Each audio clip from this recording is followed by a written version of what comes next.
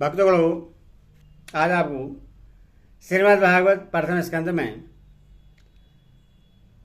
अश्वत्थामा द्वारा द्रौपदी के पुत्रों का मारा जाना और अर्जुन के द्वारा अश्वत्थामा का मान मर्दन यह कथा आपको सुनाऊंगा। आप इसको ध्यान से सुने और इस चैनल को लाइक सब्सक्राइब जरूर करें। कथा सुनिए। श्री सनक जी ने पूछा, सूत जी, सर्वज्ञ एवं सर्वशक्तिमान व्यास भगवान ने नारद जी का अभिप्राय सुन लिया। फिर उनके चले जाने पर उन्होंने क्या किया? श्री सूत जी ने कहा, बर्मा नदी सरस्वती के पश्चिम तट पर सय्यापरास नाम का एक आश्रम है। वहां ऋषियों के यज्ञ चलते ही रहते हैं। वहीं व्यास जी का अपना आश्रम है। उसके चारों ओर बेर का सुंदर वन है। उस आश्रम में बैठकर उन्होंने आचमन किया और स्वयं अपने मन को समाहित किया। उन्होंने भक्ति योग के द्वारा अपने मन को पूर्णतः एकाग्र और निर्मल करके आदि पुरुष परमात्मा और उनके आश्रय से रहने वाली माया को देखा। इसी माया से मोहित होकर यह जीव तीनों गुणों से अतीत होने पर भी अपने को त्रिगुणात्मक मान लेता है और इस मान्यता के कारण होने वाले अनर्थों को भोगता है। इन अनर्थों की शांति का साक्षात साधन है केवल भगवान का भक्ति योग। परंतु संसार के लोग इस बात को नहीं जानते। यही समझकर उन्होंने इस परमहंसों की संहिता श्रीमद् भागवत की रचना की। इसके स्वर्ण मात्र से पुरुषोत्तम भगवान श्री कृष्ण के प्रति परम प्रेमयी भक्ति हो जाती है, जिससे जीव के शोक मोह और भय नष्ट हो जाते हैं। उन्होंने इस भागवत संहिता का निर्माण और पुनरावृत्ति करके इससे अपने निवृत्तिनारायण पुत्र श्री सुखदेव जी को पढ़ाया। श्री सौनक जी ने पूछा, श्री सुखदेव जी तो अत्यंत निवृत्तिपरायण हैं। उन्हें किसी भी वस्तु की अपेक्षा नहीं है। वे सदा आत्मा में ही रमण करते हैं। फिर उन्होंने किस लिए इस विशाल ग्रंथ का अध्ययन किया?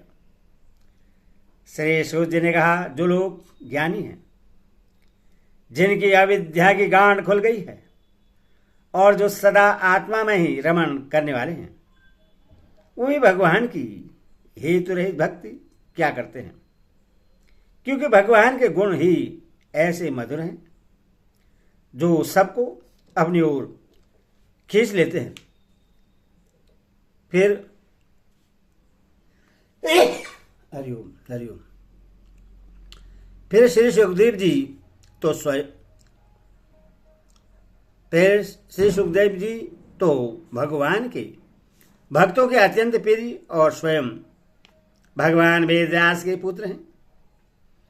भगवान के गुणों ने उनके हृदय को अपनी ओर खींच लिया और उन्होंने उससे विवश होकर ही इस विशाल ग्रंथ का अध्ययन किया। सनक जी, अब मैं राशि परीक्षित के जन्म, कर्म और मोक्ष की तथा पांडवों के स्वर्गारोहण की कथा कहता हूं, क्योंकि इन्हीं से भगवान श्री कृष्ण की अनेकों कथाओं का उदय होता है। जिस समय महाभारत युद्ध में कौरव और पांडव दोनों पक्षों के बहुत से वीर गति को प्राप्त हो चुके थे और भीमसेन की गदा के प्रहार से दुर्योधन की जांग टूट चुकी थी, तब अश्वत्थामा ने अपने स्वामी दुर्योधन का प्रिय कार्य समझकर द्रौपदी के सोते हुए पुत्रों के सिर काटकर उससे भेंट किए यह घटना दुर्योधन को भी अप्रिय ही लगी, क्योंकि ऐसे नीच कर्म की सभी निंदा करते हैं। उन बालकों की माता द्रौपदी अपने पुत्रों का निधन सुनकर अत्यंत दुखी हो गई। उसकी आंखों में आंसू छलछलाए, वह रोने लगी। अर्जुन ने उसे सांत्वना देते हुए कहा, कल्याणी, मैं तुम्हारे आंसू तब पोंछूंगा जब उस आताई ब्राह्मण धम का सिर गाड़ी धनुष के बाणों से काटकर तुम्हें भेंट करूंगा, और पुत्रों की अंत्येष्टि क्रिया के बाद तुम उस पर पैर रखकर स्नान करोगी। अर्जुन ने इन मीठी और विचित्र बातों से द्रौपदी को सांत्वना दी और अपने मित्र भगवान श्री कृष्ण की सलाह से उन्हें सारथी बनाकर कवच धारण कर और अपने भयानक गाड़ी धनुष को लेकर वे रथ पर सवार हुए तथा गुरुपुत्र अश्वत्थामा के पीछे दौड़ पड़े। बच्चों की हत्या से अश्वत्थामा का भी मन उद्विग्न हो गया था। जब उसने दूर से ही देखा कि अर्जुन मेरी ओर झपटे हुए आ रहे हैं, तब वह अपने प्राणों की रक्षा के लिए पृथ्वी पर जहां तक भाग सकता था रुद्र से भयभीत सूर्य की भांति भागता रहा। जब उसने देखा कि मेरे रथ के घोड़े थक गए हैं और मैं बिल्कुल अकेला हूं, तब उसने अपने को बचाने का एकमात्र साधन ब्रह्मास्त्र ही समझा। यदि उससे ब्रह्मास्त्र को लौटाने की विधि मालूम न थी, फिर भी प्राण संकट देखकर उसने आचमन किया और ध्यानस्थ होकर ब्रह्मास्त्र का संधान किया। उस अस्त्र से सब दिशाओं में एक बड़ा प्रचंड तेज फैल गया। अर्जुन ने देखा कि अब तो मेरे प्राणों पर भी आ बनी है। तब उन्होंने श्री कृष्ण से प्रार्थना की। अर्जुन ने कहा, श्री कृष्ण, तुम सच्चिदानंद स्वरूप परमात्मा हो, तुम्हारी शक्ति अनंत है, तुम ही भक्तों को अभय देने वाले हो। जो संसार की धधकती हुई आग में जल रहे हैं, उन जीवों को उससे उबारने वाले एकमात्र तुम ही हो। तुम प्रकृति से परे रहने वाले आदि पुरुष साक्षात परमेश्वर हो। अपनी चित शक्ति स्वरूप शक्ति से बहिरंग एवं त्रिगुणमयी माया को दूर भगाकर अपने अद्वितीय स्वरूप में स्थित हो। वही तुम अपने प्रभाव से माया मोहित जीवों के लिए धर्मादि रूप कल्याण का विधान करते हो।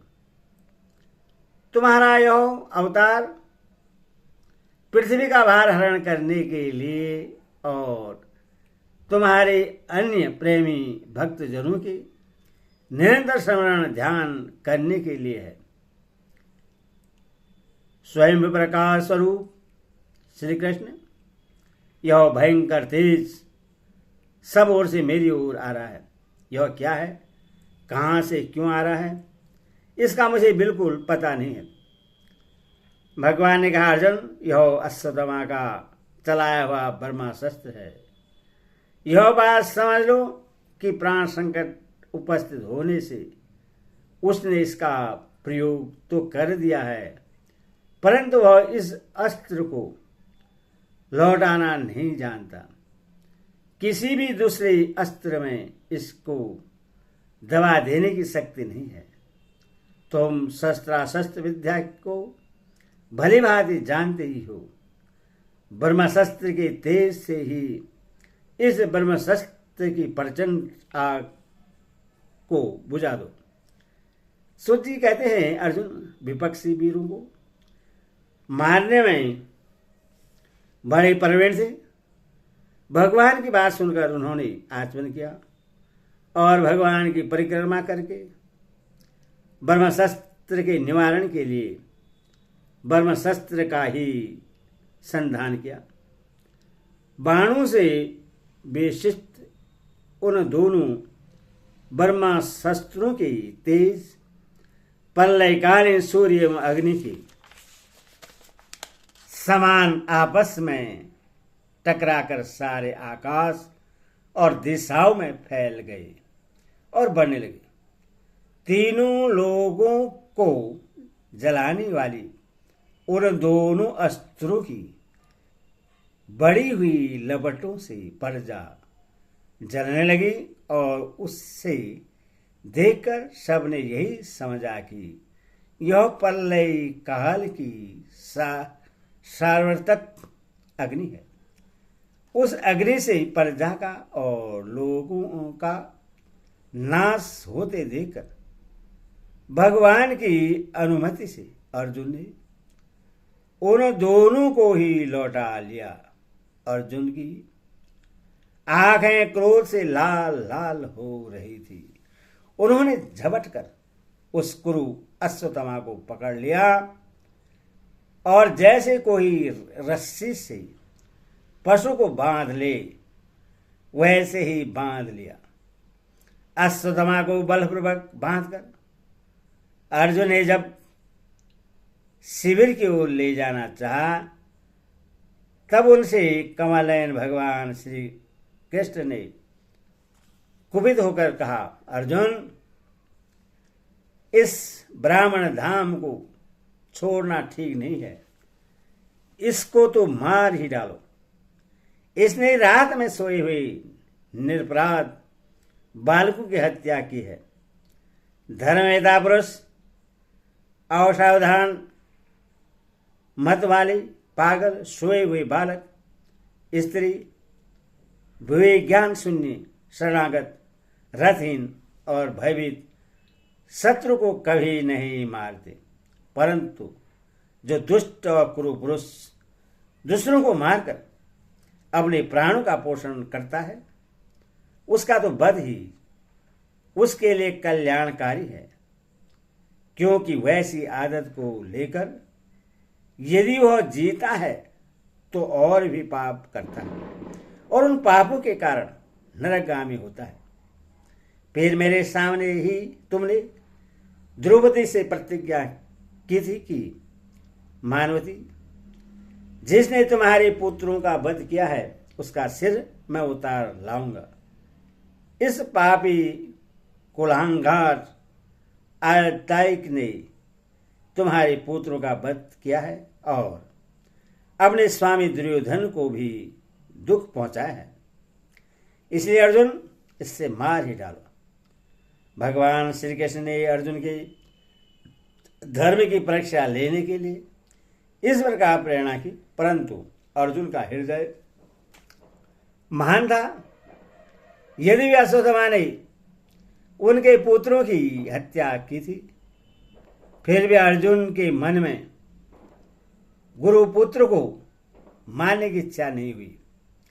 इसके बाद अपने मित्र और सारथी श्री कृष्ण के साथ वे अपने युद्ध शिविर में पहुंचे। वहां अपने मृत पुत्रों के लिए शोक करती हुई द्रौपदी को उससे सौंप दिया। द्रौपदी ने देखा कि अश्वत्थामा पशु की तरह बांधकर लाया गया है। निंदित कर्म करने के कारण उसका मुख नीचे की ओर झुका हुआ है। अविनानिष्ट करने वाले गुरुपुत्र अश्वत्थामा को इस प्रकार अपमानित देखकर द्रौपदी का कोमल हृदय कृपा से भर आया और उसने अश्वत्थामा को नमस्कार किया। गुरुपुत्र का इस प्रकार बांधकर लाया जाना सती द्रौपदी को सहन नहीं हुआ।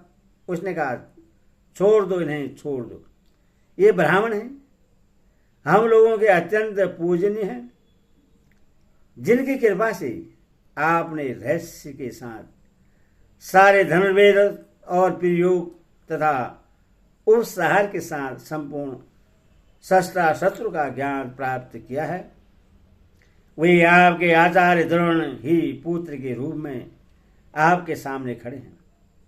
उनकी अर्धांगिनी कृपी अपने वीर पुत्र की ममता से ही अपने पति का अनुगमन नहीं कर सकती, फिर वह अभी जीवित हैं।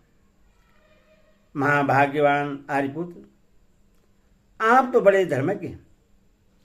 जिस गुरुवंश की नित्य पूजा और वंदना करनी चाहिए, उसी को व्यथा पहुंचाना आपके योग्य कार्य नहीं है।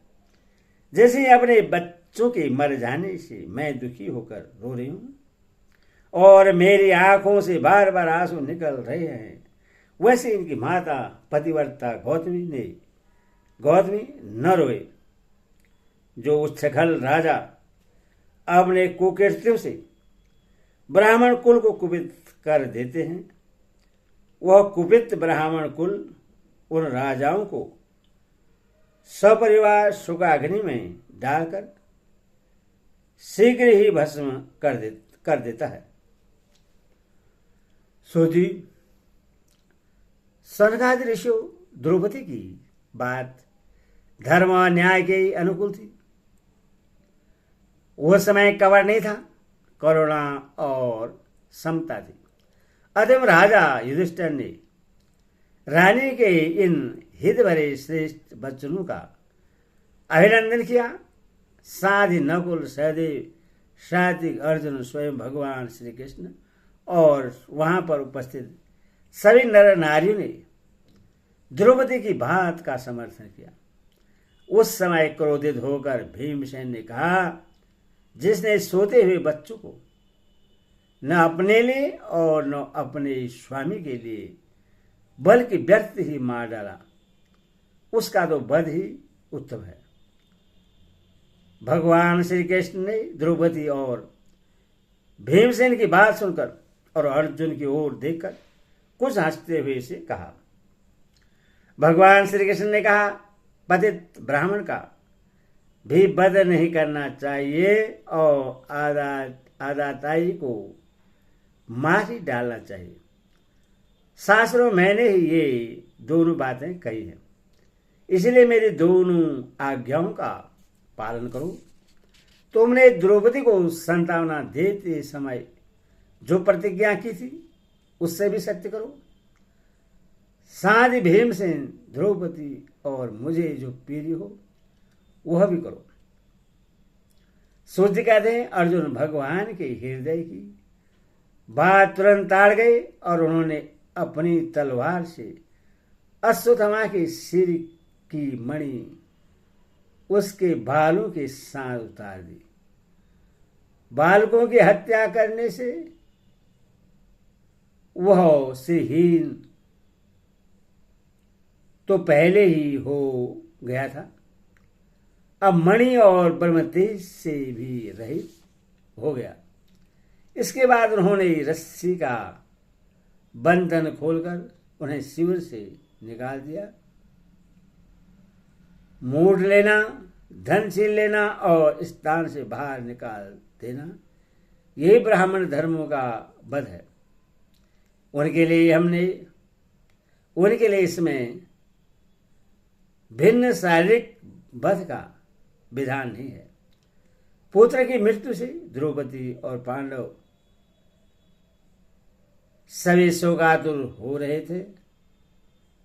अब उन्होंने अपने मरे हुए भाई बंधु की दहाड़ी अंत्येष्टि क्रिया की।